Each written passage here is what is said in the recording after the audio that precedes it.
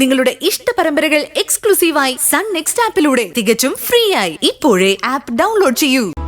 ശരിക്കും പിണങ്ങിയെന്ന് തോന്നുന്നു. വിളിച്ചൊരു സോറി പറഞ്ഞാലോ?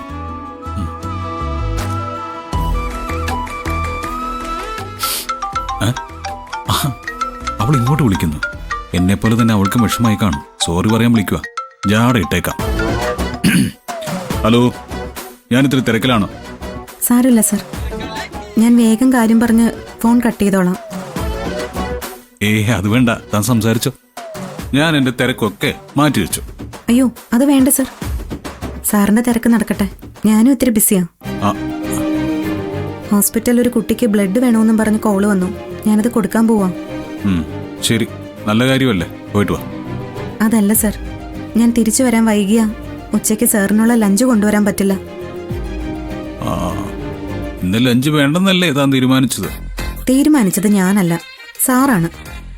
എന്നിട്ട് ചങ്കിൽ കൊള്ളുന്ന വർത്തമാനവും പറഞ്ഞു. നമ്മൾ സ്ട്രേഞ്ചേഴ്സ് ആണത്രേ.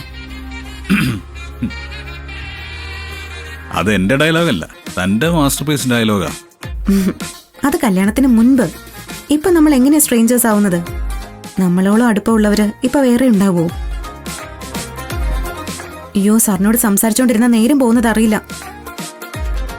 പറഞ്ഞു വന്നത് വിട്ടുപോയി. സാർ ഇന്ന് പുറത്തുനിന്ന് ആഹാരം കഴിക്കണം. അതൊക്കെ ഞാൻ മാനേജ് ചെയ്തോളാം, താൻ ടെൻഷൻ അടിക്കണ്ട. എങ്കിൽ ഞാൻ പോയിട്ട് വരട്ടെ. വെയിറ്റ്. ആ കുട്ടിക്ക് സർജറിക്കായി പണം ആവശ്യമുണ്ടെങ്കിൽ വീഡിയോ ചെയ്യാനൊന്നും നിൽക്കണ്ട. നമ്മുടെ ചാരിറ്റബിൾ ട്രസ്റ്റിൽ നിന്ന് ഫണ്ട് കൊടുക്കാം. സംസാരം കേട്ടിട്ട് ക്യാഷ് വേണ്ടി വരുമെന്നാ തോന്നിയത്. എന്തായാലും ഞാൻ അവിടെ പോയി കാര്യങ്ങൾ അന്വേഷിച്ചിട്ട് വിളിക്കാം.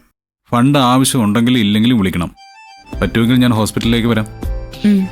നമുക്ക് അവിടെ നിന്ന് ഔട്ടിങ്ങിന് പോവാം. അയ്യോ സർ,